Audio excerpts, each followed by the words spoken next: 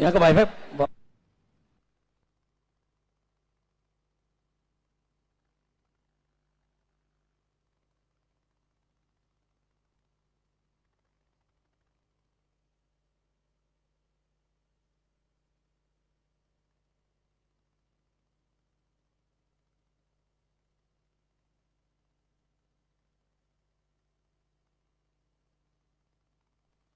Hello hello hello hello.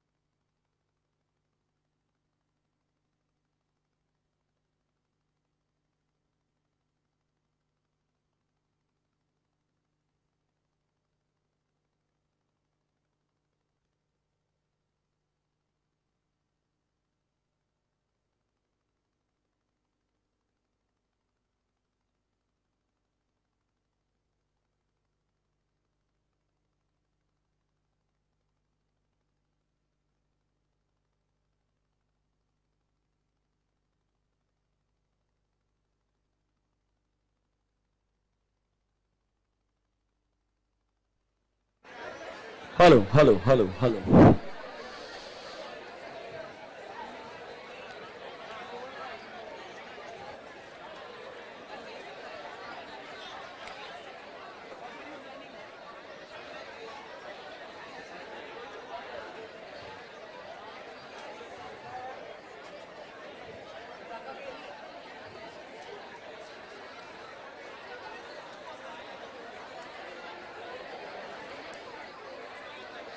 Okay, can we get started?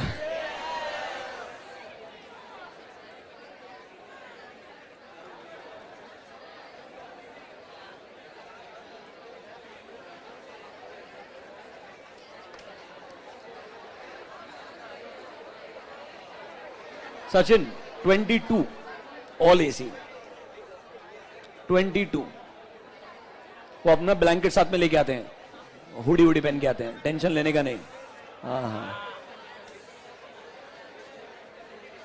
और तुम लोग एसी को अपने फोन से कंट्रोल करने का नहीं, अपने कन्वीनियंस के हिसाब से। मेरे ऊपर चल रहा है, थोड़ा कम कर देता है इसको यार, बंद कर देता, ऐसा करने का नहीं।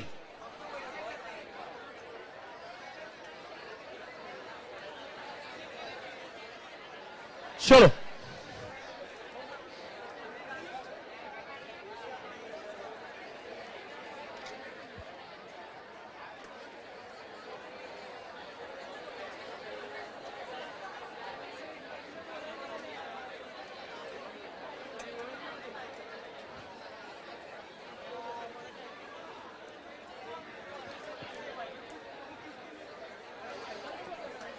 Okay, okay. Can we have some silence, please? Online public, please confirm. Am I audible and visible to you?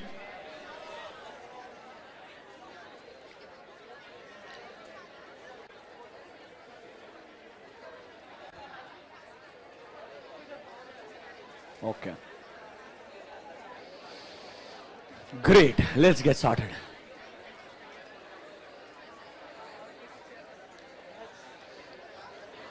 Good afternoon, everyone. I said good afternoon, everyone. So we meet again. This will happen every day. That after lunch का जो slot रहेगा, तुम्हारा चेहरा थोड़ा सा अलग दिख रहा है already. Let's see, तुम आज मुझे बेयर कर पाते हो या नहीं बेयर कर पाते हो. So now, आपको फर्स्ट लेक्चर में फाइनेंशियल स्टेटमेंट क्या है, यूजर्स क्या है, and definition of financial statement audit क्या होता है वो हमने डिस्कस किया। मोस्ट इंपॉर्टेंटली आपको 2-3 चीजें बताई दैट सर हमारे सिलेबस में majority discussion financial statement audit के ऊपर ही होगा, जिसको हम स्टैट्यूटरी ऑडिट या एक्सटर्नल ऑडिट भी बोल सकते हैं। सर उसका डेफिनेशन हो गया, आपने थोड़ा सा कोर्स का आउटलाइन बताया that sir we will have MCQ as well as correct incorrect for 14 marks and बचा हुआ 56 मार्क का डिस्क्रिप्टिव पेपर रहेगा। आपने ये भी बताया दैट इन टोटल जो आईसीआई के 11 चैप्टर्स हैं उनको आप किस तरीके से ब्रेक डाउन कर सकते हैं। सिर्फ एक रेफरेंस के लिए आईसीआई के मॉड्यूल्स जैसे ही हमारे केस में 2 रेगुलर मॉड्यूल रहेंगे। पहला वाला आपका ऐसे मॉड्यूल रहेगा, फर्स्ट ऐसे मॉड्यूल आपको कल से डिस्ट्रीब्यूशन करना शुरू कर देंगे। We will announce proper batches में कैसे आपको बुक कलेक्ट करना है आइडियली। ये फर्स्ट मॉड्यूल हम ऑलमोस्ट पूरा दिसंबर डिस्कस करने वाले, मान के चलिए फॉर एंटायर दिसंबर मॉड्यूल 1 जो रेगुलर मॉड्यूल का नंबर 1 रहेगा उसका रिक्वायरमेंट है। उसके बाद में हम मॉड्यूल 2 पे जाएंगे that will include other miscellaneous chapters of ICAI. जैसे मैंने आपको बताया देयर आर 3 चैप्टर्स जिनका वेटेज 38 मार्क्स का था, उन चैप्टर्स को मॉड्यूल 2 में डिस्कस करेंगे। इसके अलावा आपको थियरी पेपर के अंदर क्वेश्चन आंसर का प्रैक्टिस का एक्चुअली में जरूरत होता है। इसके लिए you will have a question answer module, but मैं क्लियरली बोल रहा हूं it will include descriptive questions. जो 56 मार्क के लिए आईसीआई पूछता है वो सारे क्वेश्चंस आपके क्वेश्चन आंसर मॉड्यूल के अंदर रहेंगे। उसमें से मेजॉरिटी क्वेश्चंस मान के चलिए हम क्लास में जब स्टैंडर्ड्स पढ़ रहे हैं उनके साथ साथ में डिस्कस होंगे। कुछ क्वेश्चंस आपको खुद से रीड करने होंगे, खुद से गो थ्रू करने होंगे। I will also tell you that in every essay ये आपने एक स्पेसिफिक क्वेश्चन है जो घर से और प्रैक्टिस करना चाहिए। इस तरीके से क्वेश्चन आंसर मॉड्यूल का डिस्कशन करेंगे। एमसीक्यू के लिए I will be honest with you, मैं कोई भी आपको बुकलेट या बुक नहीं देने वाला हूं। उसके पीछे सिंपल लॉजिक है, डे 1 से जिस दिन अनाउंस किया था उन्होंने एमसीक्यू, तब से आज तक मैं स्ट्रिक्टली बोलता हूं आईसीएआई खुद अपना एक एमसीक्यू बुकलेट देता है जिसमें मोर देन सफिशिएंट, मतलब दिस इज 235 पेजेस, जिसमें एक्चुअली में बेस्ट पॉसिबल क्वेश्चंस जैसे एग्जाम में पूछे जाएंगे उनका कंपाइलेशन आईसीआई ने खुद करके दिया है। मैं स्ट्रिक्टली बोलूंगा इतने क्वेश्चन भी अगर हमने सॉल्व कर लिए ये मोर देन सफिशिएंट है। ऑनेस्टली एमसीक्यू करेक्ट इनकरेक्ट के लिए क्वेश्चन से ज्यादा कॉन्सेप्ट का अंडरस्टैंडिंग इंपॉर्टेंट होता है, तो हमने कुछ क्वेश्चंस को प्रैक्टिस करना चाहिए। इसके लिए मैं आईसीआई का ये जो मॉड्यूल का बुकलेट है ये आपका जो एमसीक्यू के लिए है ये आपके साथ शेयर करूंगा। कुछ क्वेश्चंस को इसमें से डिस्कस भी करूंगा ताकि आपको समझेगा एमसीक्यू क्वेश्चंस को हमको अप्रोच कैसे करना चाहिए। बट इसके लिए कोई सेपरेटली नए क्वेश्चन का कंपाइलेशन का जरूरत नहीं है। ये मैं स्ट्रिक्टली बिलीव करता हूं सिंस डे 1 May 19 जब से एमसीक्यू आने शुरू हुए थे तब से लेके आज तक आईसीआई ने खुद एक अच्छा क्वेश्चंस का लिस्ट बना करके दिया है जो 230 पेज है। मतलब there are lot of questions, more than sufficient to practice. Normally ICI ये करता है और ये बेस्ट क्वेश्चंस है, एग्जाम के questions are very close to these questions, तो ये प्रैक्टिस करना मेरे लिए सफिशिएंट होगा। फिर सर करेक्ट इनकरेक्ट क्वेश्चंस के लिए आपको एक कंपाइलेशन मिलेगा फॉर करेक्ट इनकरेक्ट क्वेश्चन। आज तक जितने भी आपके सिलेबस से related correct incorrect question exam में पूछे गए हैं, एमटीपी में आए हैं, आरटीपी में आए हैं, उन सब का कंपाइलेशन करके मैं आपको एक ऐसा डॉक्यूमेंट शेयर करूंगा। This will have a compilation of all correct incorrect question. इस तरीके से कंपाइलेशन रहेगा जहां पे हमारे क्वेश्चंस का लिस्ट रहेगा पूरा का पूरा। ऐसे मल्टीपल रहते हैं, मैं आपको एक सिंगल दूंगा, इसमें सारे एग्जाम क्वेश्चंस हैं। एक आरटीपी एमटीपी का कंपाइलेशन होता है जहां पर करेक्ट इनकरेक्ट क्वेश्चंस पूछे गए ताकि हम इसको प्रैक्टिस कर सकते हैं। मोर देन सफिशिएंट है, अप्रोक्सीमेटली 100 क्वेश्चंस रहेंगे जो आज तक 19 से लेकर के अभी तक पूछे गए हैं। इससे आपको जेन्युइनली बढ़िया टेस्ट हो जाएगा कि मेरा अंडरस्टैंडिंग करेक्ट इनकरेक्ट के लिए बराबर है या नहीं है। This you will get in the PDF form जो हम क्वेश्चंस क्लास के अंदर ही डिस्कस कर लेंगे।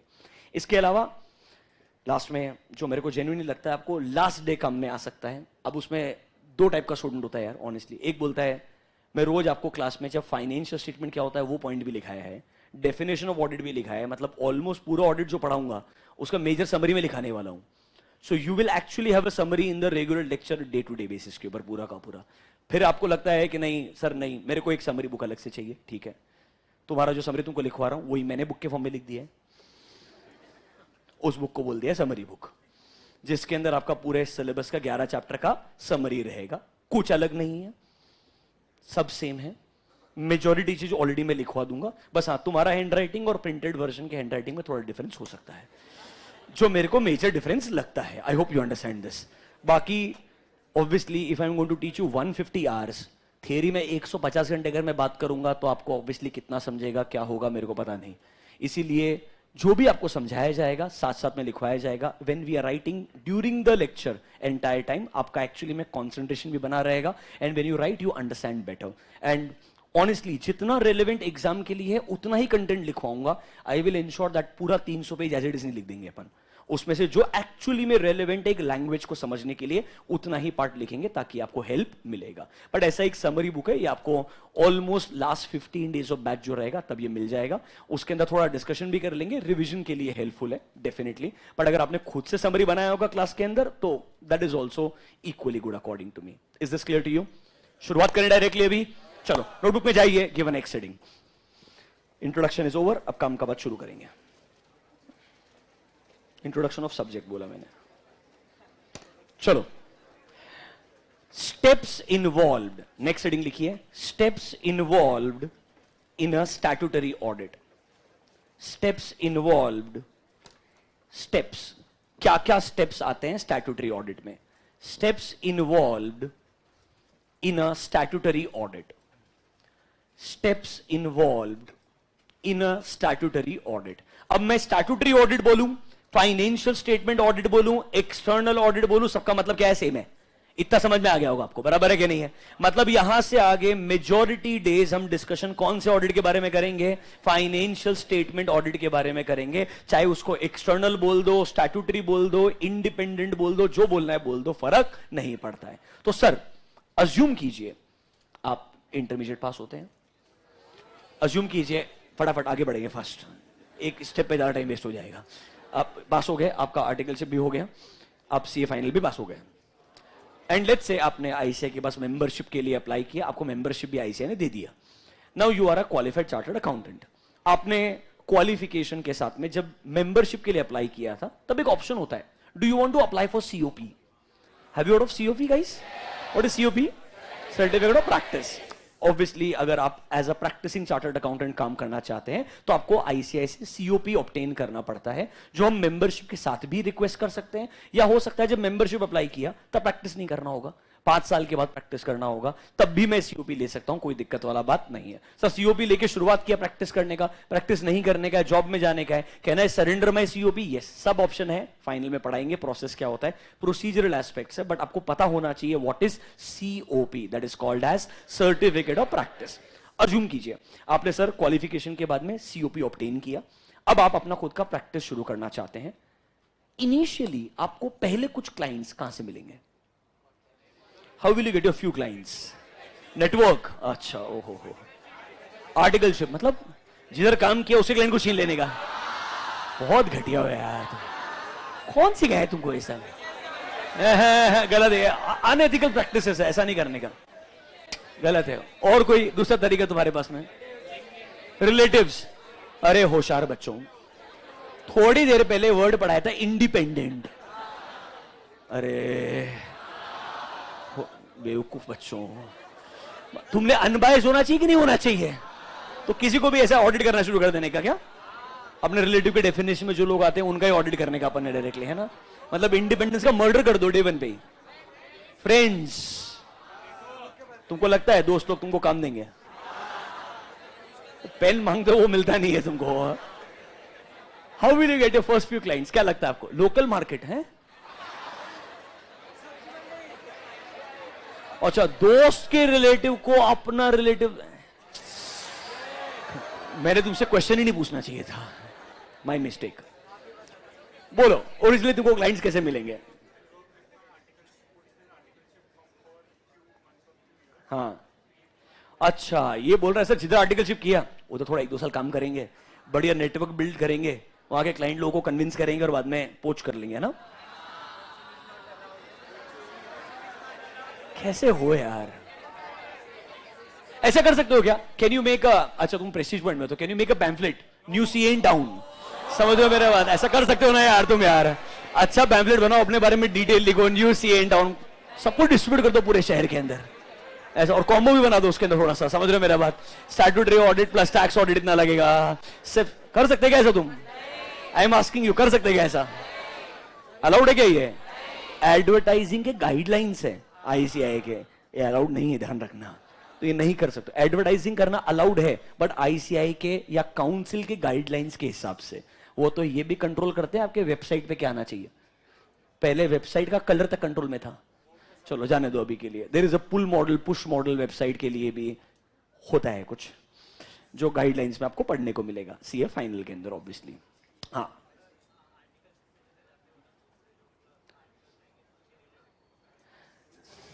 ये नहीं यार, ये मैं तुमसे क्वेश्चन ही नहीं पूछ रहा अभी। हाँ, क्या मैं क्लाइंट का एक्सेस देगा तुमको? नहीं नहीं है, अपना कोई रिलेशनशिप नहीं है ऐसा। टीचर स्टूडेंट, समझ रहे हो? मैंने पढ़ाया, तुम्हारा काम मेरा काम, डन, समझ रहे हो? हाँ सर, ऐसा जगह पे जाएंगे जहां पे नंबर ऑफ सीएस कम है, थोड़ा एनालिसिस करके टारगेट मार्केट का। अच्छा बस, आई थिंक डन। नहीं, मेरे को जानना ही नहीं आंसर। अच्छा ठीक है, सुन लेते हैं। हाँ, आईसीआई के साइड से मिनिमम ऑडिट समय मिलते हैं? नहीं। ओहो हो, अरे तुमको सपोर्ट मिलेगा बट ऑब्वियसली ग्रो करना तो तुम्हारे ऊपर है ना यार, इतना आसान नहीं है। आईसीआई नहीं बोलेगा इसने नया नया सीओपी लिया है यार, 5 क्लाइंट देता हूं इसको मैं आइडियली। अच्छा ठीक है, अज्यूम करो नॉर्मली ऑनेस्टली बहुत टफ होता है। You starting your own practice is not a easy job. इसीलिए normally when you start working during articleship, आपको अपना नेटवर्किंग करना चाहिए, not just with the firm people where you are working, उसके beyond भी। रादर आपको एक बात बोल रहा हूं, आपको आज ऐसा लग रहा होगा when you are sitting in a classroom today, majority of them, let's be, I was using the word some but then I said majority, thoda positive word, they will be pursuing career in finance. Do you get my point? Some of them can be your prospective client in future, some of them can be running practice firms, wo aapke liye ek auditing accounting service provide kar sakte hain. So people around you, you may be taking them lightly today, 20 years down the line we don't know who becomes who. I hope you understand that, right? So having the right network from a very basic stage always helps.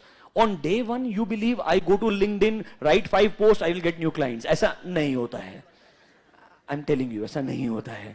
Post से client नहीं आता है, post से followers आता है। आई you understand that?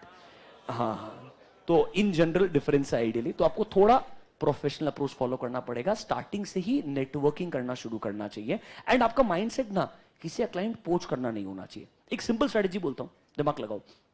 जिस firm में काम कर रहे हो, ये फर्म ना 50 क्लाइंट का स्टैट्यूटरी ऑडिट करता है, उन 50 क्लाइंट के लिए अकाउंटिंग तो नहीं कर सकता है।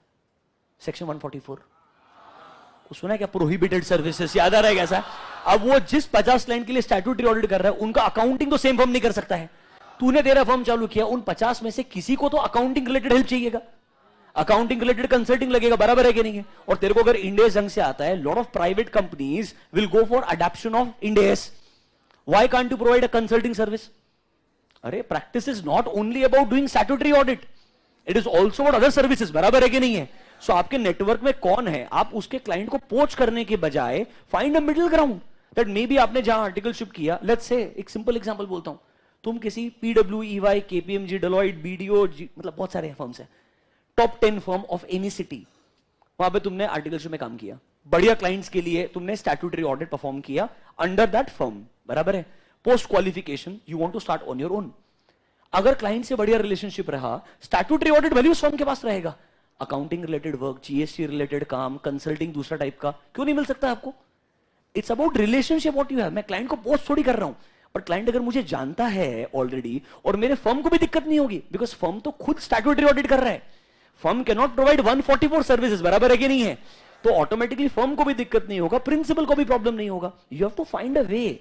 अंडरस्टैंड दैट सिर्फ नेगेटिव अप्रोच से कि इसका क्लाइंट छीन लेंगे, it doesn't work like that. Remember, इतना आसान होता तो डोंट यू थिंक आरएल के पीछे सारे फर्म्स भागते रहते, बराबर है कि नहीं आइडियली? और वो कभी किसी एक फर्म के साथ रुक ही नहीं पाता, हर कोई फर्म पोच करने का ट्राई करता रहता, बराबर है कि नहीं है? तो ये अनप्रोफेशनल बिहेवियर नहीं होता है, स्मार्ट तरीके से आपको अपना बिजनेस बिल्ड करना पड़ता है। Remember that. एनीवेज, हम वहां पर जाएंगे।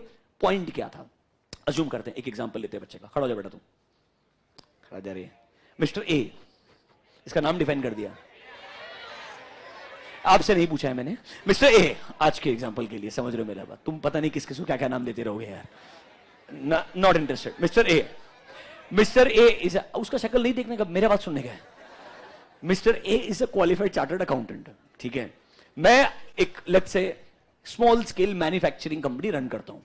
मैं उसके पास गया कि भाई मेरे कंपनी का ऑडिट कर दे। How will you respond? You look at the financial statements first, फिर डिसाइड करेगा ऑडिट करना है कि नहीं करना है।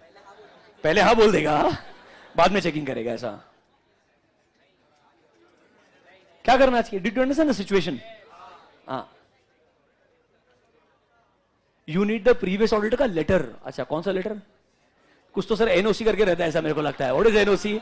No objection certificate. सुना है क्या? आइडियली ऐसा सुना है क्या? वो अलग बात हो गया, पर तूने क्लाइंट एक्सेप्ट करना है कि नहीं करना है, वो एक इंडिपेंडेंट डिसीजन है। NOC is a secondary part, but तूने क्लाइंट एक्सेप्ट करना चाहिए क्या, ये मेरा क्वेश्चन आपसे। क्लाइंट के रिक्वायरमेंट्स क्या? कुछ नहीं, स्टैट्यूटरी ऑडिट करना है मेरी कंपनी का। कंपनी क्या मैन्युफैक्चरिंग करते हैं? हाँ, बैठो। रूल नंबर 1, बहुत सारे लोगों को लगता है क्लाइंट आया, ऑडिट एक्सेप्ट किया, शुरू। आपके मॉड्यूल्स में भी, स्टैंडर्ड्स के अंदर भी 3 ही स्टेप्स दिए हैं। अजम्पशन है क्लाइंट तो आएगा ही, समझ रहे हो मेरा बात? आपको सीधा शुरुआती प्लानिंग से करना है, जो प्लान बना है उसे एग्जीक्यूट करना है और रिपोर्ट करने का है। लोग इधर शॉर्टकट लगाते हैं। मेरे हिसाब से 3 स्टेप के पहले 2 स्टेप होता है। पहला स्टेप कहलाएगा understanding the entity and its environment. मतलब सर, अज्यूम कर लो ये मैन्युफैक्चरिंग कंपनी नहीं, एनबीएफसी होता, इसने जिंदगी में किसी एनबीएफसी का ऑडिट ही नहीं किया आज तक। अरे एनबीएफसी के सेपरेट गाइडलाइंस है भाई, आरबीआई, उसका फाइनेंशियल स्टेटमेंट का फॉर्मेट अलग होता है बोल रहा हूं, समझ रहे हो मेरा बात? रिपोर्टिंग फॉर्मेट अलग होता है, बराबर है कि नहीं है? अगर उसको उसका एक्सपोजर ही नहीं है, वो एनबीएफसी का ऑडिट बाय फ्लू कैसे एक्सेप्ट कर सकता है? अगर कंपनी भी चाहता है उसे अपॉइंट करना, तो उसने भी अपॉइंटमेंट एक्सेप्ट करने से पहले सोचना चाहिए कि एक्चुअली कंपनी का बिजनेस क्या है, कौन से इंडस्ट्री से बिलोंग करता है, वो इंडस्ट्री रिलेटेड मेरे पास एक्सपीरियंस है क्या? सिर्फ क्वालिफाइड चार्टर्ड अकाउंटेंट होना is not sufficient to make a decision मैंने ऑडिट लेना चाहिए कि नहीं लेना चाहिए। इसके पहले मेरे को सोचना चाहिए, क्या मेरे पास में उस इंडस्ट्री का एक्सपीरियंस है, क्या हमने उस इंडस्ट्री में किसी और कंपनी का ऑडिट किया है क्या? अगर हमारे पास वो एक्सपीरियंस है, वो नॉलेज है, तो शायद हम क्लाइंट एक्सेप्ट कर सकते हैं। Rather client acceptance will be step number 2। Step number 1 will always be understanding the entities business and its environment. Notebook में जाइए, अंडर स्टेप्स लिखिए स्टेप नंबर 1। स्टेप्स के अंदर लिखिए step number 1, understanding the entities business. Number 1, understanding the entities business and its environment. Understanding the entities business and its environment मतलब सबसे पहले company का बिजनेस क्या है। Is this a manufacturing company? Service industry में काम करता है क्या? कोई कंसल्टेंसी सर्विस प्रोवाइड कर रहा है क्या? सर, इस इंडस्ट्री में कोई रेगुलेटर है क्या? For example, you can have RBI as a regulator for NBFCs and banks, you can have IRDAI as a regulator for insurance companies, बराबर है कि नहीं है? तो सर, बिजनेस समझना पड़ेगा और कोई रेगुलेटर है क्या, ये समझना पड़ेगा। इसके बाद आप ये डिसीजन ले सकते हैं मेरे को ये क्लाइंट एक्सेप्ट करना है या नहीं करना है। अच्छा सुनो, इसमें सबसे इंपॉर्टेंट चीज जो है, जो कोई मानता नहीं है, क्या मेरे पास में एक्सपीरियंस है क्या ऐसा ऑडिट करने का? एक सिचुएशन सोचो, तुम अगर बात करते हो let's say EY, you know big force right, 4 important you can say top most firms in the world, PwC, EY, KPMG, Deloitte. Let's say EY Pune office, उनके पास बजाज फाइनेंस आता है कि मेरा ऑडिट कर दो। Bajaj finance, a very famous NBFC listed organisation, बराबर है कि नहीं है? पूना बेस्ड ऑर्गेनाइजेशन है, इसलिए एग्जांपल दे रहा हूं। बजाज फाइनेंस आता है कि हमारा ऑडिट कर दीजिए। EY के अंदर एक पार्टनर है लेट्स से मिस्टर ए, इनके पास में एनबीएफसी का एक्सपीरियंस है, बट सिर्फ पार्टनर का एक्सपीरियंस सफिशिएंट नहीं है। अरे क्योंकि सिर्फ ऑडिट पार्टनर नहीं करने वाला है, अंडर बहुत सारे लोग रहेंगे, टीम मेंबर्स रहेंगे, बराबर है कि नहीं है? अगर सही टीम मेंबर्स नहीं है तो भी मेरे को प्रॉब्लम आएगा। मतलब क्लाइंट एक्सेप्ट करना है या नहीं करना, ये इतना आसान डिसीजन नहीं है जितना आसान हम डिस्कस कर रहे थे कुछ देर पहले तक। It's a very important decision, बहुत सोच समझ के लेना पड़ेगा। एक इधर ही एग्जांपल और देता हूं, दिमाग लगाना शांति से। एक प्राइवेट कंपनी है सर, एग्रीकल्चरल बेस्ड प्रोडक्ट्स बनाते हैं, ठीक है। ये कंपनी अभी लिस्टिंग के लिए जाने वाला है 5 साल बाद, तो कंपनी थोड़ा सा अपना बेस बिल्ड कर रहा है। 5 साल बाद लिस्टिंग के लिए जाना है, तो क्यों ना पहले से एक बिग फोर को ले लेगा, क्योंकि नॉर्मली जब हम आईपीओ के लिए जाना चाहेंगे तो सर इट्स बेटर कि हमारे लास्ट 4-5 साल के नंबर किसी बहुत रेप्यूटेड फर्म ने, बड़े फर्म ने साइन किए हैं, तो लोग ट्रस्ट आसानी से कर लेते हैं, बराबर है कि नहीं है। तो private company goes to EY कि भाई एक काम करो, 3 साल के बाद हमारा प्लान है, ट्रैक है, that will go for listing, आप अगले 3 साल हमारा स्टैट्यूटरी ऑडिट कीजिएगा। सबसे पहला क्वेश्चन पता क्या आएगा, इनके बिजनेस में पैसा किधर से आया? If the money has flown from a political party, are you understanding my point? कैसा हो सकता है क्या? हाँ, तो मैंने बिजनेस एक्सेप्ट करना चाहिए कि नहीं करना चाहिए, एंगेजमेंट एक्सेप्ट करना चाहिए कि नहीं करना चाहिए? It's a big question, because day 1 पे अगर मैंने चेक नहीं किया, आफ्टर 5 years प्रॉब्लम आया। आफ्टर 5 years अगर लोगों को समझ में आया, and this comes out in the limelight, because we can not predict change in government, you know what I mean, right? And आपको पता है ना, जब चेंज इन गवर्नमेंट होता है तो ऑपोजिशन पार्टी के साथ में क्या होता है, in general you understand, right? And the business is owned by them. I am being very irrational ना, मैं कोई पार्टी का सब नहीं, प्योर बिजनेस, समझ रहे? प्रॉब्लम हो सकता है कि नहीं हो सकता है? तो एक ऑडिट फर्म ऐसा क्लाइंट एक्सेप्ट करने के पहले सोचेगा कि नहीं सोचेगा कि मेरे को ऐसा क्लाइंट चाहिए क्या? प्रॉब्लम नहीं है क्लाइंट के अंदर, बट कैन आई से फ्यूचर में तो प्रॉब्लम आ सकता है ना अगर कुछ, बिकॉज अगर source of money it's coming from a question mark area, I may not be happy with accepting that engagement. तो सर इतना आसान नहीं होता है ये डिसीजन कि मैं क्लाइंट को एक्सेप्ट कर लूं। You have to really think through this. अगर ये ऑर्गेनाइजेशंस बड़े हैं, जस्ट इमेजिन टाटा मोटर्स, उसके केस में प्रॉब्लम नया है। अगर आप टाटा मोटर्स का फाइनेंशियल्स देखेंगे तो टाटा मोटर्स में जो लोकल बिजनेस है उसका रेवेन्यू कंट्रीब्यूशन 60-70,000 करोड़ है, बट सीएफएस लेवल पे my revenue is 3.5 lakh crore. That my lot of revenue is coming from outside India. So my financial statements of those companies are prepared outside India. अरे, can I say there is a difference in gap? वो difference in gap को भी तो आपको overcome करना पड़ेगा ना यार। तो मेरे पास expertise भी होना चाहिए ना, अगर वो लोग IFRS कंप्लाई करते हैं तो। Can I understand the conversion done by them from IFRS to Indian gap? अगर मेरे पास वो कैपेबिलिटी है इस स्केल को मैनेज करने का, टाटा मोटर्स का ऑडिट करने के लिए normally a team is as good as size of 20 to 30 people, जिसके अंदर नॉर्मली इस तरीके से डिवीजन होता है कि जो इंसान अगर लेट्स से इनकम वाला पार्ट चेक कर रहा है, उसमें सेगमेंट बाय सेगमेंट डिवाइड करते हैं ताकि एक इंसान को पूरा ओवरऑल इनकम का एक्सेस ना मिले। It's a listed company, high beta stock. अरे हाँ है ना, और स्टॉक मार्केट में फ्यूचर्स में भी ट्रेड कर सकते हो, बराबर है कि नहीं है? तो don't you think insider trading can be very easy in this case? और I am talking about a very big organization, and उससे कनेक्टेड आपकी बाकी कंपनीज भी है, जो हमने रिसेंटली आईपीओ देखा टाटा टेक का, उससे कनेक्टेड है कि नहीं up to some extent business. So I am just trying to say, ये आपको बहुत आसान लग रहा होगा, ऐसे एंगेजमेंट्स को एक्सेप्ट करते वक्त रिस्क बहुत होता है। जस्ट इमेजिन 3.5 लाख करोड़ के रेवेन्यू के बिजनेस के ऊपर मैं साइन करने वाला है। What if something is wrong? How peacefully can I sleep? I hope you're understanding this. It is sounding very simple to us. 5 crore मिलेगा ना, अरे 5 CR के आगे तू रिस्क तो देख कितना है। It's not an easy decision that just that Tata Motors is giving me 5 CR, मैंने एक्सेप्ट कर लेना चाहिए आइडियली। मेरे को पता होना चाहिए मेरे पास में कॉम्पिटेंस है, लोग है, कैपेबिलिटी है, मैं इसको ड्राइव कर सकता है कि अच्छे से, तो ही ये प्रैक्टिकली पॉसिबल होगा।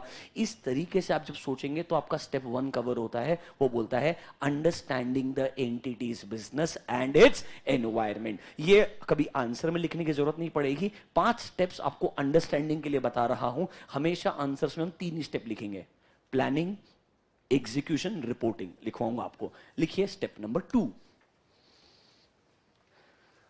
Agreeing the terms of engagement. Agreeing the terms of engagement, agreeing the terms of engagement, agreeing the terms of engagement. Sir there is something called as engagement terms. मतलब क्या है इसका? सर चलो step 1 हो गया, company ने मुझे reach out किया, मैंने कंपनी के बारे में जो बेसिक बैकग्राउंड वेरिफिकेशन किया, कंपनी के प्रमोटर्स का बैकग्राउंड वेरिफिकेशन किया, कंपनी के लास्ट 4-5 साल के नंबर्स देखे, लुकिंग एट दैट इंडस्ट्री समझता है, कंपनी ठीक लगता है, मेरे पास में एक्सपीरियंस है, लोग हैं, हम इसका ऑडिट कर सकते हैं, आई एम कंफर्टेबल। तो अब आता है step number 2, let's negotiate the terms कि हमारा स्कोप क्या होगा, हम कौन कौन सी सर्विसेज प्रोवाइड करेंगे, हमारा ऑडिट का टाइमलाइन क्या होगा, क्या फीस चार्ज किया जाएगा, ये सब कुछ स्टेप नंबर 2 में डिस्कस होगा। उसको बोलते हैं इंगेजमेंट टर्म्स को अग्री करना। क्या करना? इंगेजमेंट टर्म्स को अग्री करना। एक लेटर होता है, उसको बोलते हैं इंगेजमेंट लेटर। क्या बोलते हैं? Engagement letter. It's a contract. ये एक तरीके से क्या है? कॉन्ट्रैक्ट है between two parties. Client and auditor मिलकर कॉन्ट्रैक्ट बनाते हैं जिसमें बताया जाएगा हमारा स्कोप क्या है, हमारी रिस्पॉन्सिबिलिटीज क्या है, आपकी रिस्पॉन्सिबिलिटीज क्या है, हम कितना फीस चार्ज करेंगे, फिर हम दोनों कॉन्ट्रैक्ट को अग्री करेंगे, तब जाके ये कॉन्ट्रैक्ट एक्चुअली बाइंडिंग होगा। और इस कॉन्ट्रैक्ट को हम दूसरे शब्दों में ऑडिट में बोलते हैं इंगेजमेंट लेटर। क्या बोलते हैं? Engagement letter. एंड इस इंगेजमेंट लेटर में जो लिखा हुआ है उनको बोलते हैं टर्म्स। क्या बोलते हैं? Terms. And they are called as engagement terms. बात समझा क्या? घबराओ मत, एक स्टैंडर्ड है इस सेंटेंस के ऊपर। एंगेजमेंट लेटर क्या होता है आपके सिलेबस में बिल्कुल डिटेल में है पूरा का पूरा। रेफरेंस के लिए देखिए, एक डेडिकेटेड ऐसे आएगा 210। Look at the name of the standard, agreeing the terms of audit engagement. Honestly आज नहीं, बहुत सालों से एंड के अंदर हमेशा एक एंगेजमेंट लेटर का कॉपी रहता था। अब मैं खुश हूं, आईसीआई ने खुद इंक्लूड किया है। अब उन्होंने भी सोचा है तेरे को सही में समझना चाहिए, तू जो पढ़ रहा है वो क्या है। ये ड्राफ्ट कॉपी अब आईसीआई के मॉड्यूल में भी है, पहले नहीं था।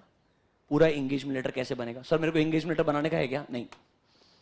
पर 210 कैसे पढ़ना है पढ़ाएंगे आपको। अभी सिर्फ इंट्रोडक्शन कि भाई 5 स्टेप्स में पहले 2 स्टेप समझ में आए क्या। Invest 1 minute, read both the points once again. शांति से पहले 2 पॉइंट समझे क्या, एक बार रीड करो फिर आगे बढ़ेंगे।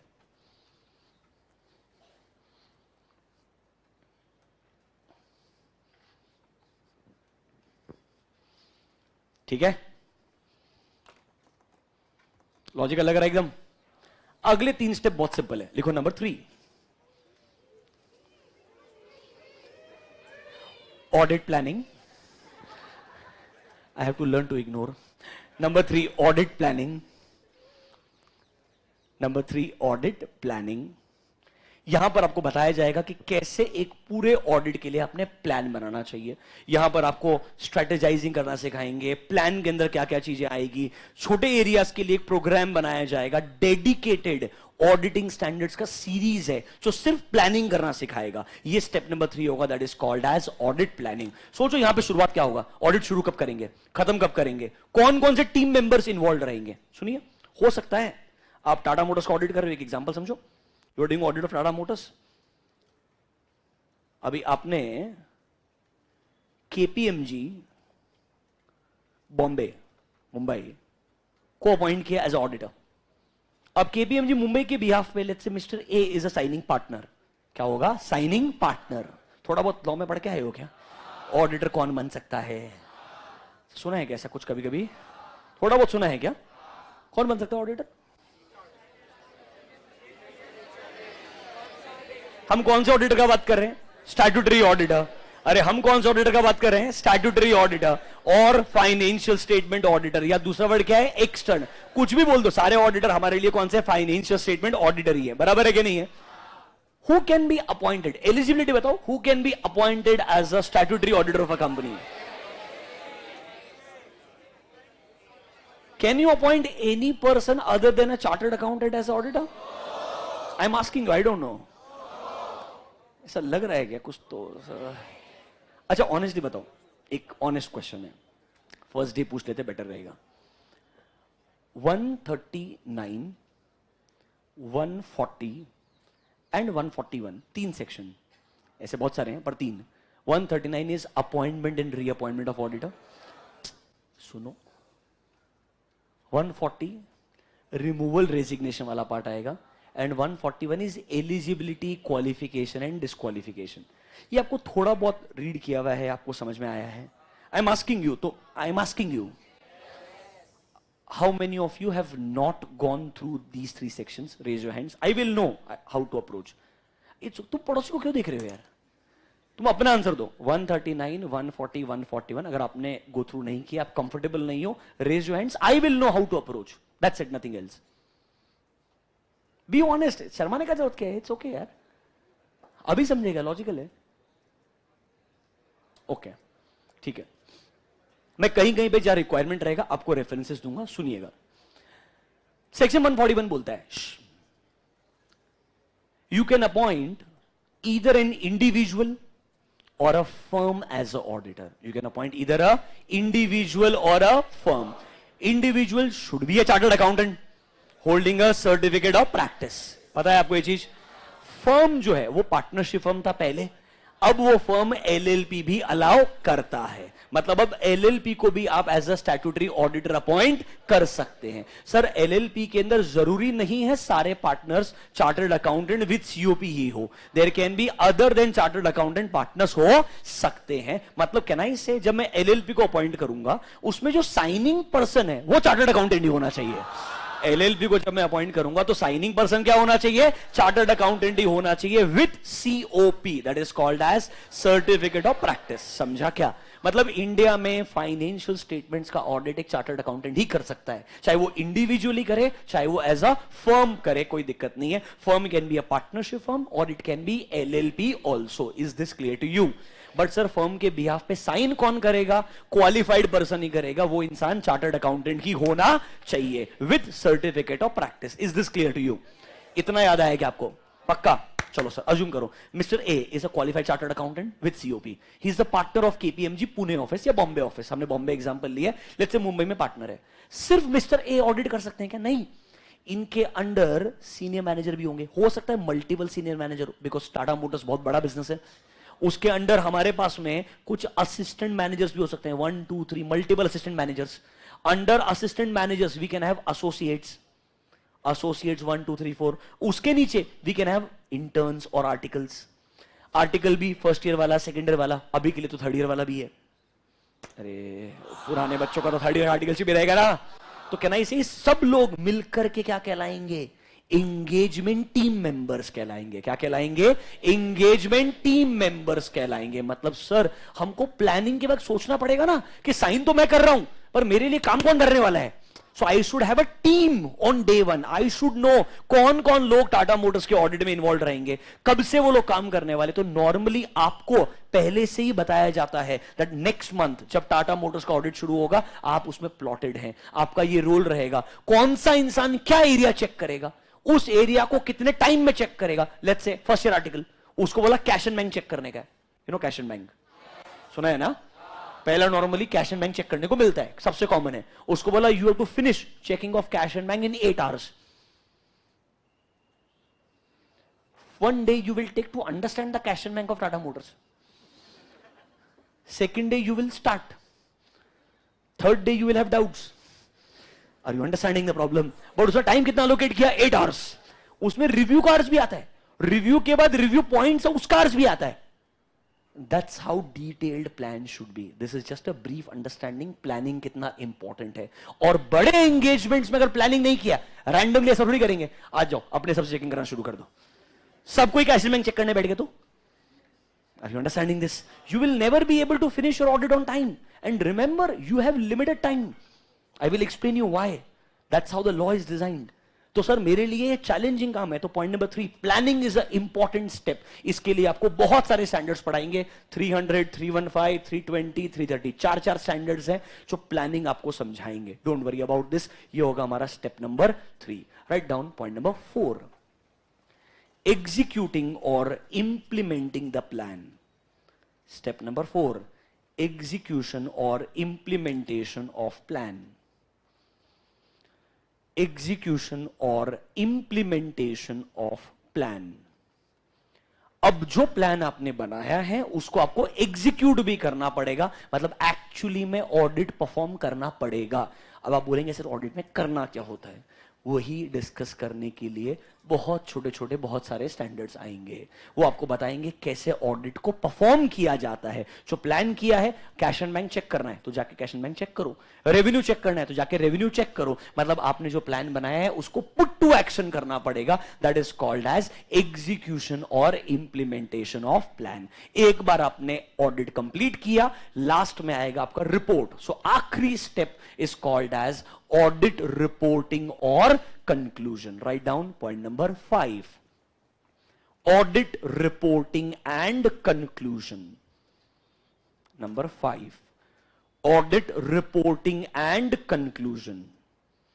मतलब once the entire audit work is done, आप लोग एक फाइनल रिपोर्ट बनाएंगे। आज जो मैंने आपको आरआईएल का पार्ट दिखाया था ना, that's how a normal report is going to look like. The heading is going to be called as independent auditors report. And उस रिपोर्ट पे पूरा डिस्कशन हम जेन्युइनली कल डिटेल में डिस्कस शुरू करेंगे। क्यों हमारा वो अप्रोच रहेगा बताता हूं आपको, don't worry. But generally financial statement जब शुरू होता है, पहला चीज आपका ऑडिट रिपोर्ट ही आता है। That's the heading. Can you see a word? Independent auditors report. Ideally ये हमारा आखिरी स्टेप है, लास्ट स्टेप है। हमारे रिपोर्ट में क्या आता है? हमारा ओपिनियन। रिपोर्ट में क्या आता है? हमारा opinion. The most important element of my report is called as audit opinion. 5 step थोड़े सीक्वेंस में समझ में आए क्या? 1 मिनट स्पेंड करो, शांति से पांचों को पढ़िए। लॉजिकली हर स्टैट्यूटरी ऑडिट के अंदर ये 5 स्टेप फॉलो किए जाते हैं। आराम से एक बार रीड कीजिए आपने जो 5 पॉइंट को लिखा है।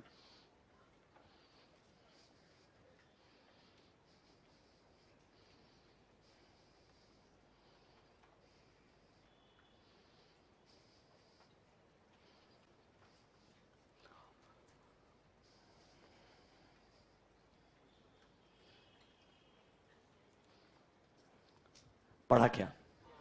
से मतलब ये स्टेप्स बहुत सिंपल लग रहे हैं। एग्जाम में अगर क्वेश्चन आया तो क्या करने का है? 3 ही स्टेप लिखने के। कौन से वाले?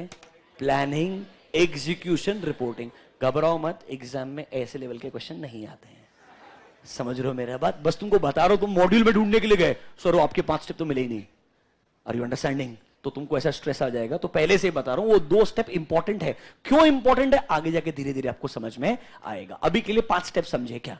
पहला चीज क्या था? सबसे पहले सर बिजनेस क्या है, इंडस्ट्री क्या है, समझना पड़ेगा। If I am comfortable I go to step number 2। What is step number 2? Engagement term. Sir एक कॉन्ट्रैक्ट बनाएंगे, बराबर है कि नहीं है? क्या लगता है आपको ये जो एंगेजमेंट लेटर कॉन्ट्रैक्ट है कौन बनाएगा? कंपनी बनाएगा, ऑडिटर बनाएगा? ये जो एंगेजमेंट लेटर कॉन्ट्रैक्ट है ना आपका, कौन बनाएगा? ऑडिटर बनाएगा, कंपनी बनाएगा? दोनों मिलकर बना लेंगे। सर क्या है प्रॉब्लम, क्या है इसके अंदर? नॉर्मली सर्विस प्रोवाइडर कॉन्ट्रैक्ट के टर्म्स बनाता है। अरे so auditor should draft the letter. अरे हाँ या ना? इसलिए तुमको ड्राफ्टिंग आना चाहिए।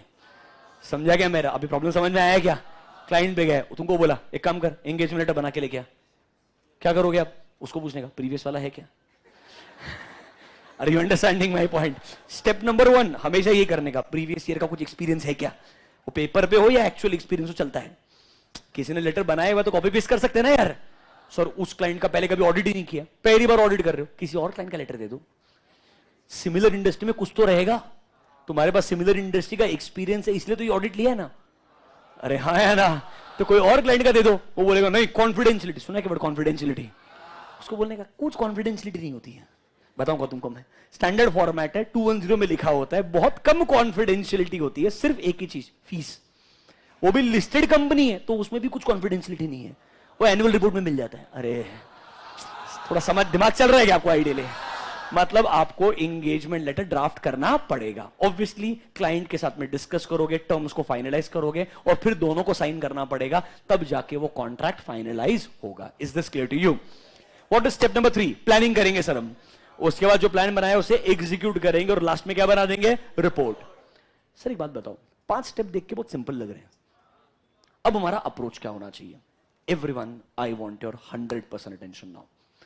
आपको मैंने एक स्टैंडर्ड्स का छोटा सा लिस्ट दिखाया था, ये याद है क्या लिस्ट? अभी सर क्वेश्चन नंबर 1, क्या मुझे ऐसे 450 का नाम क्या है याद रखने की जरूरत है? आया क्या दिमाग में क्वेश्चन तुम्हारा? अभी तक आया होगा ना यार, किसी को तो आया होगा पक्का से। कोई तो नेगेटिव सोचने वाला आदमी रहेगा ही रहेगा। सर मेरे को ऐसे नंबर और नाम याद कैसे रखने का है सर? कोई ट्रिक दे दो ना सर। ऑनेस्टली स्पीकिंग कोई जरूरत नहीं है याद करने की। आईसीआई के आधे आंसर में उन्होंने खुद नहीं लिखा है। बात समझ में आया क्या?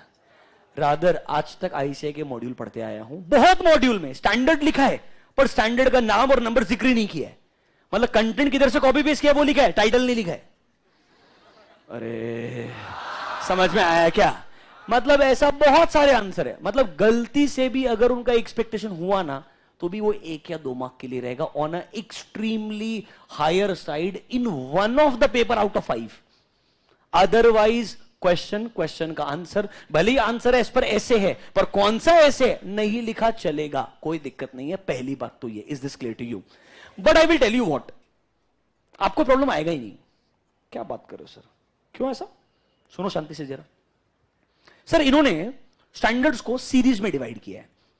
एक है 200 सीरीज, 300, 4, 5, 6, 7, 800 भी है, तेरे सिलेबस में नहीं है। 800 सीए फाइनल के सिलेबस में है, तेरे सिलेबस में 200 से लेके 700 तक है। समझा क्या? तो सर सीए फाइनल का सिलेबस छोटा है? नहीं, इतना जल्दी जजमेंट मत। I hope you are understanding this.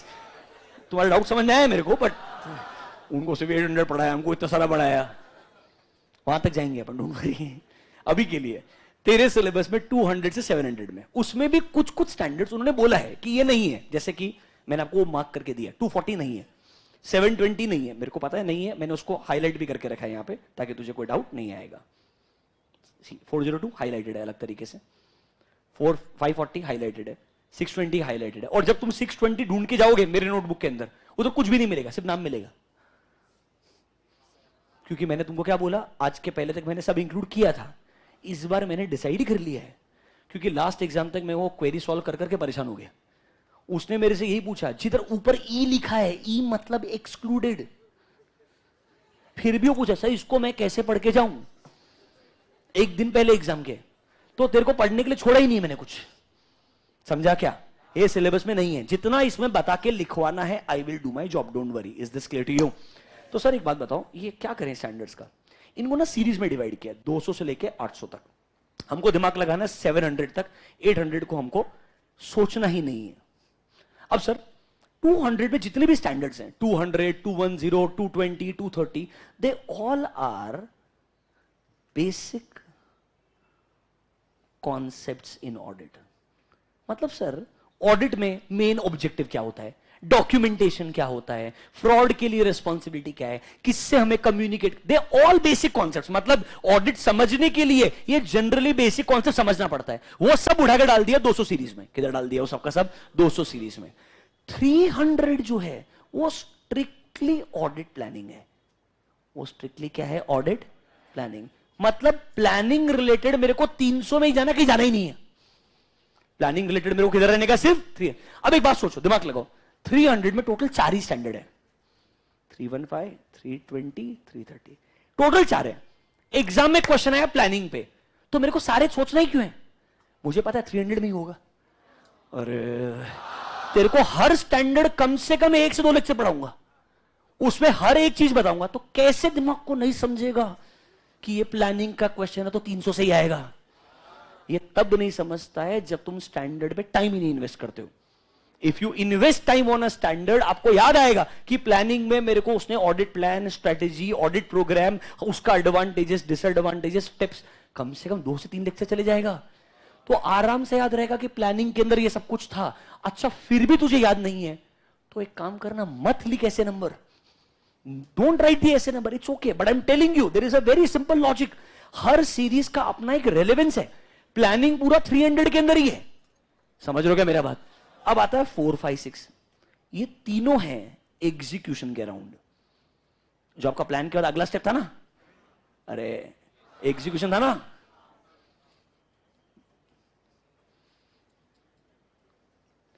Execution.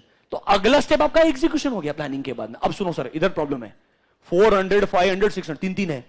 सुनो, अगर आप किसी थर्ड पार्टी का काम यूज कर रहे हो, using the work of a third party, तो आएगा 600 सीरीज। अगर किसी थर्ड पार्टी का काम यूज कर रहा हूं तो क्या आएगा? 600 सीरीज। डरो मत, थर्ड पार्टी का काम मतलब सुनो, दिमाग लगाओ शांति से 1 मिनट के लिए। याद है आपको 2 ऑडिटर पढ़ाए होंगे, एक इंटरनल एक एक्सटर्नल। अरे हाँ या ना? आगे एक सिचुएशन आएगा, एक कंपनी के पास में इंटरनल ऑडिटर भी है, एक्सटर्नल भी है। तुम एक्सटर्नल हो, can you use the work of internal auditor? Answer मत दो, सुनो। सिचुएशन आएगा, एक कंपनी को इंटरनल ऑडिटर भी है, एक्सटर्नल ऑडिटर भी है। मैं कौन सा ऑडिटर है? एक्सटर्नल। हमारा डिस्कशन कौन सा है? Financial statement auditor. अरे हाँ या ना? Can I use the work of internal auditor? ये आंसर मिलेगा एक ऐसे के अंदर। समझा क्या मेरा बात? अब वो स्पेसिफिक ऐसे कैसे याद नहीं रहेगा? थर्ड पार्टी है ही 600 में। 600 में टोटल 3 ही स्टैंडर्ड है, एक उसमें से तेरे लिए एप्लीकेबल ही नहीं है। तो अरे थोड़ा समझ में आ रहा है क्या बात? तुझे इसीलिए ये स्ट्रेस लेना ही नहीं है। मेरे को स्टैंडर्ड का नंबर याद नहीं आ रहा है, मेरे को स्टैंडर्ड का हेडिंग पहाड़ में जाए। मेरा काम है इतने दिन पढ़ाऊंगा, मेजॉरिटी तो याद हो जाएगा, नहीं हुआ ignore, it does not matter. Is this clear to you? Sir इसके अलावा मेजॉरिटी प्रॉब्लम जो आने वाला है वो 500 में आएगा, क्योंकि इसमें बहुत सारे स्टैंडर्ड्स हैं। 500, 501, 505, 10, 20, 30, 40, 50, 60, 70, 80 मस्त लिस्ट है। समझेगा कि ये 500 चल ही रहा है। समझ रहे हो मेरा बात? Ideally. But this is where according to me थोड़ा चैलेंज आ सकता है कि इसमें कौन सा ऐसे नंबर कैसे याद रखूं। डोंट वरी, उसमें जब मैं पढ़ाना शुरू करूंगा उसको भी मैं पार्ट्स में डिवाइड करूंगा। पहले 3 स्टैंडर्ड का लॉजिक क्या है, मिडिल 3 स्टैंडर्ड्स का लॉजिक क्या है, लास्ट 3 स्टैंडर्ड्स का लॉजिक क्या है। तो आपको 500 भी दिमाग में कंपार्टमेंटलाइज होगा कि 500 में मुझे जब कुछ रिप्रेजेंटेशन लेटर लेना तो किधर जाना पड़ता है, सब्सिक्वेंट इवेंट क्या होता है, रिलेटेड पार्टी क्या होता है, सब कुछ 500 के अंदर आएगा। मतलब थोड़ा अगर जब टाइम इन्वेस्ट करेंगे तो 500 को हमको और मल्टीपल पार्ट्स में ब्रेक डाउन करना पड़ेगा, पर आएगा। This is where challenge is there. बात समझा क्या?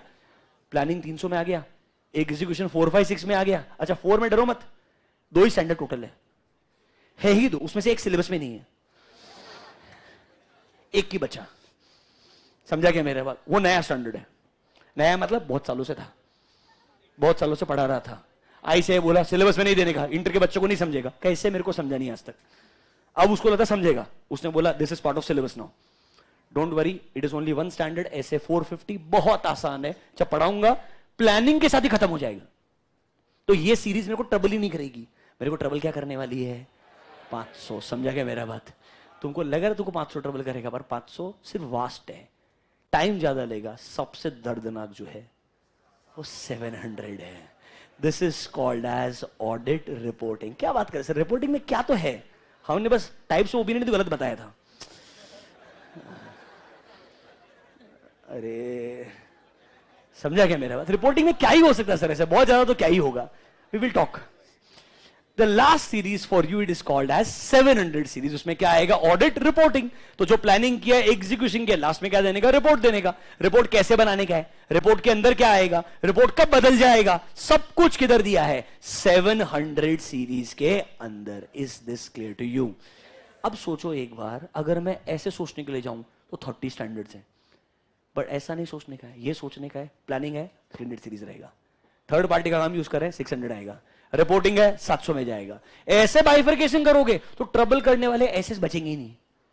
समझा क्या? इसीलिए समझना, सोचना, और लास्ट में जरूरत पड़े तुमको पेशेंस नहीं है, नहीं मेरे को तो याद होना ही चाहिए, ओके। लिस्ट है, लिस्ट है, हर दिन इतना याद कर, 5-5 रोज दिन में 10 बार 5 बोलते रहने का। कोई जरूरत नहीं है रे, आई am telling you, trust me, कोई जरूरत नहीं है। राधु तुझे एक बात बोलता हूं मैं, बहुत बार आई मीन दैट। तू एक बिग 4 के अंदर आर्टिकलशिप इंटरव्यू के लिए जाएगा, इंटरव्यू में तेरे से पूछेगा टाइप्स ऑफ ओपिनियन, आंसर वो देना जो मैंने दिया, जो कल देने वाला हूं। समझा मेरा बात? वो आंसर देने के बाद तेरे को पूछेगा नहीं ये 700 से आया है, 705 से आया है, 210 से आया है, 230 से आया है। आधी बार वो खुद ऐसे नंबर याद नहीं रखता है। क्यों याद रखना है? प्रिंट करके है ना सामने, अप्लाई करना आना चाहिए। बात समझ में आया क्या? इधर बहुत है, नंबर याद करके कुछ अचीव नहीं होगा। मैं पहले बोल रहा हूं, आईसीआई का एक्सपेक्टेशन नहीं है। आईसीआई तुमसे एमसीक्यू में ये नहीं पूछेगा सेंटेंस लिखो, कौन से ऐसे है बता। ट्रस्ट में, अगर ऐसा हो गया ना तो तेरी लॉटरी है, और आधी पब्लिक ऐसे पास हो जाएगी। समझा क्या मेरा बात? जो नहीं होता है। So I am sure you understand. थोड़ा रियलिटी समझ में आया क्या? I hope you understand this. थोड़ा आपको सीरीज का फ्लो समझ में आया? 200 से लेके 700 कुछ नहीं भाई, आपने जो 5 स्टेप लिखाए थे ना वही है। 300 हो गया प्लानिंग, अरे 300 हो गया प्लानिंग, 4, 5, 6 क्या हो गया? एग्जीक्यूशन, एंड 7 क्या हो गया? रिपोर्टिंग। सर अब मेरे को एक बात बताओ, तुमने बोला तुम स्टैंडर्ड्स पढ़ाना शुरू करोगे, किधर से शुरू करेंगे हम? Should we start with 200 basic concepts? Should we start with planning? Should we start with execution? Should we start with reporting? तुम बोलो। नया बैच है, नया सोचेंगे, कुछ अलग करेंगे यार, कुछ अलग। नहीं, इस बार अलग करने का मेरे को। नहीं नहीं नहीं नहीं, नहीं कुछ अलग। तुम बोलो, तुम डिसाइड करो, जो तुम बोलेगा मैं फॉलो करेगा बस।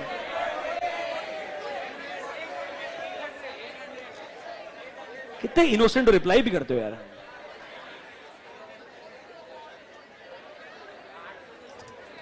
कहां से शुरू करें बोलो? कहां से शुरू करने का? रिपोर्टिंग से? 700 से शुरू करने का? 800 से शुरू करने का? अरे ये वही बात है, अभी थोड़ी देर पहले फाइनेंशियल स्टेटमेंट में क्या आता है वो नहीं आता था। मतलब बात कर रहे हो सीधा 800 सीरीज का। 800 सीरीज में वो बोलेगा financial statement as per special purpose framework. क्या स्पेशल पर्पस फ्रेमवर्क? तेरे को आना चाहिए पहले एप्लीकेबल फ्रेमवर्क। सर मजाक मत उड़ाओ, क्वेश्चन मत पूछा करो फालतू के।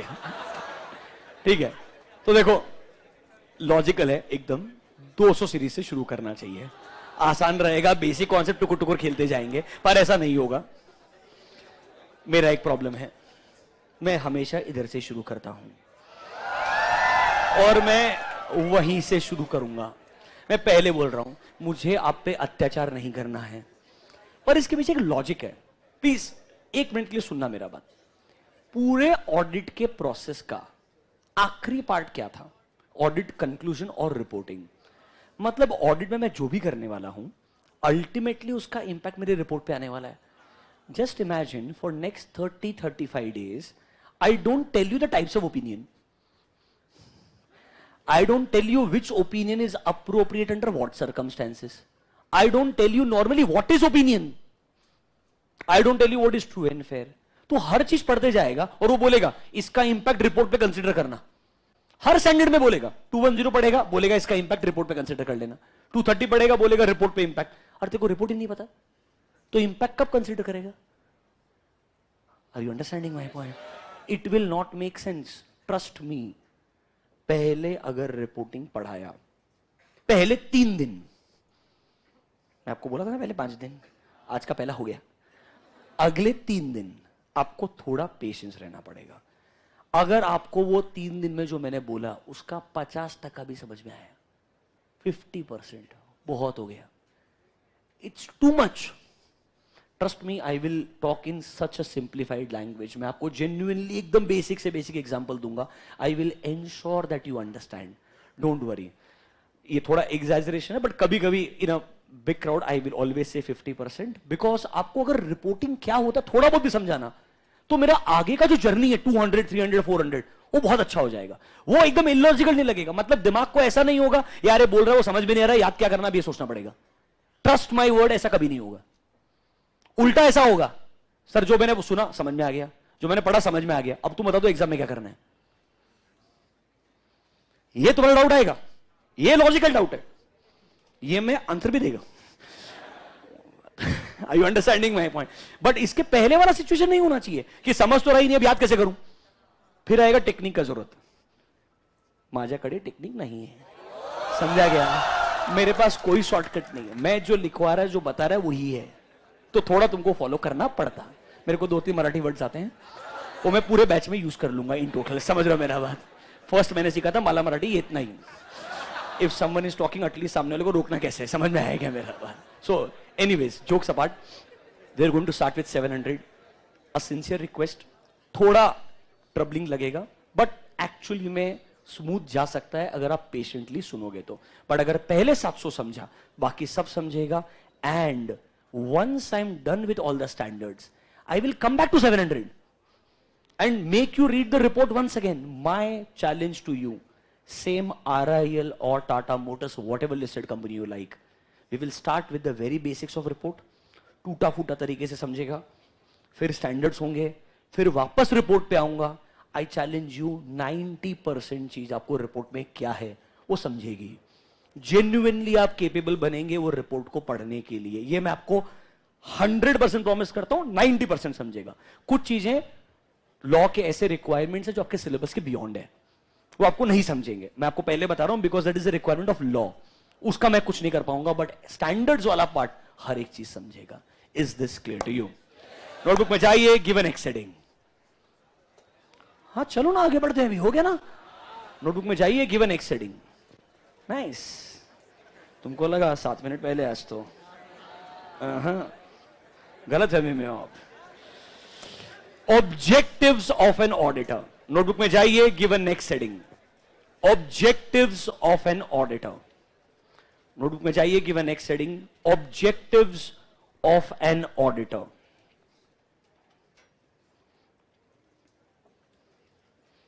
Objectives of an auditor divide in 2 parts. 2 part में डिवाइड कीजिए। Objectives of an auditor divide in 2 parts. एक आएगा प्राइमरी ऑब्जेक्टिव, दूसरा आएगा secondary objective. Objectives of an auditor 2 part में डिवाइड कीजिए। प्राइमरी आएगा एक और दूसरा आएगा सेकेंडरी। ये एक आखिरी कॉन्सेप्ट है जो 700 सीरीज शुरू करने से पहले पढ़ना चाहिए। वो कॉन्सेप्ट आज शुरू कर रहा हूं, ये कंप्लीट कल होगा, बट इसके बाद में हम 700 सीरीज ही पूरा पढ़ने वाले हैं। मतलब स्टैंडर्ड का शुरुआत 700 से ही होगा, बट उसके पहले ऑडिट का ऑब्जेक्टिव समझना जरूरी है। इसीलिए आपने 2 पार्ट में डिवाइड किया, primary and secondary. Under primary arrow बना के लिखिए, अंडर प्राइमरी एरो बना के लिखिए, to express an opinion. Under primary objective write down to express an opinion, to express an opinion on financial statements, to express an opinion on financial statements। Sir ये तो definition में भी पढ़ा था, इसमें नया क्या है? हमारे को ओपिनियन ही तो देने का है भाई ऑडिट करने के बाद, ये तो पढ़ाई था ना बच्चों हमने। अरे बराबर है कि नहीं है? Problem is secondary objective. What is secondary objective? उधर एरो बना के लिखो, detection and correction. Under secondary objective arrow बना के लिखो, detection and correction of material misstatements, detection and correction of material misstatements। मजेदार कॉन्सेप्ट है, सिर्फ कुछ छोटे मोटा 1-2 पॉइंट का डिस्कशन अभी करूंगा, डिटेल डिस्कशन का कल शुरू होने वाला है। 2 मिनट के लिए बात सुनिए। सर एक बात सुनो, हम कौन से ऑडिटर का बात कर रहे हैं? Statutory auditor. Sir statutory auditor का मेन काम क्या है? फाइनेंशियल स्टेटमेंट चेक करने का है, ओपिनियन देने का है। मैंने फाइनेंशियल स्टेटमेंट बनाने का नहीं है। Who is responsible to prepare financial statement? Management. I will examine the financial statement and give my report. The report is called as audit report. Is this clear to you? Sir उस report में मेरा opinion आता है, बराबर है कि नहीं है? तो मेरा मेन ऑब्जेक्टिव तो क्लियर है। क्या है मेरा main objective? To express an opinion. आज आपका होमवर्क है, क्या होमवर्क? थोड़ा दिमाग चलाने का है कि मैं प्राइमरी ऑब्जेक्टिव समझ गया, ये जो सेकेंडरी ऑब्जेक्टिव है ये क्यों लिखा है? एक बार पढ़ो जरा, क्या लिखा है, किस डायरेक्शन में सोचना आपको बोलता हूं मैं। Look at the point number 2, क्या लिखा आपने? Detection end of material mistake. मतलब हमें गलतियों को, कुछ तो मटेरियल मिसस्टेटमेंट लिखा है, सब बराबर है कि नहीं है? उसके ब्रैकेट्स में लिख दो फ्रॉड्स एंड एरर्स। अभी के लिए आपको कल ये वर्ड कल पढ़ाएंगे, मटेरियल मिसस्टेटमेंट क्या होता है वो भी मेरे को समझाना पड़ेगा। आपको क्या सोचने का है कि भाई फ्रॉड या एरर जो भी गलती है, अब देखो गलती इंटेंशनल हुई तो फ्रॉड बन जाएगी, गलती अनइंटेंशनल हुई तो क्या कहलाएगी? एरर। इतना तो पता होगा यार। If a mistake is intentional, it can be called as a fraud. If it is unintentional, it can be called as error. बराबर है कि नहीं है? सर ये जो गलतियां होती है, frauds and errors, इसको डिटेक्ट करना, उसे करेक्ट करवाना, क्या ऑडिटर का रिस्पॉन्सिबिलिटी है कि नहीं है?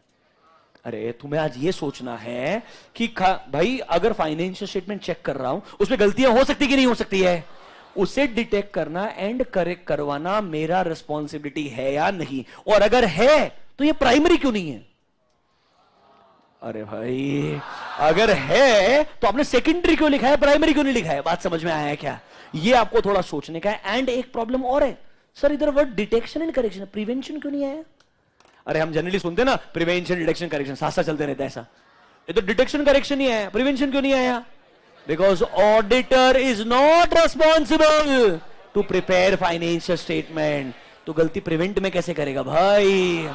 समझा गया? कुछ तो अक्ल लग रही है, कैसा दिमाग ऐसा? वही लॉजिक है जो आप लिख रहे हो, समझना चाहिए। Once you understand that, trust me, reading twice and thrice will definitely help you to write the answers. Writing answers is a last step. Rather, पूरे 2 महीने आप जेन्युइनली हर चीज जो लिख रहे हो ना, वो एक्चुअली आंसर्स है, बस आपको क्वेश्चन नहीं पता. Are you understanding my point? वो क्वेश्चंस मैंने आपको समझाने हैं once little discussion is done, ताकि आप पेशेंटली तब वो क्वेश्चन को समझ पाए और आप डीमोटिवेटेड ना हो जाइए ऐसा क्यों बोल रहे हैं.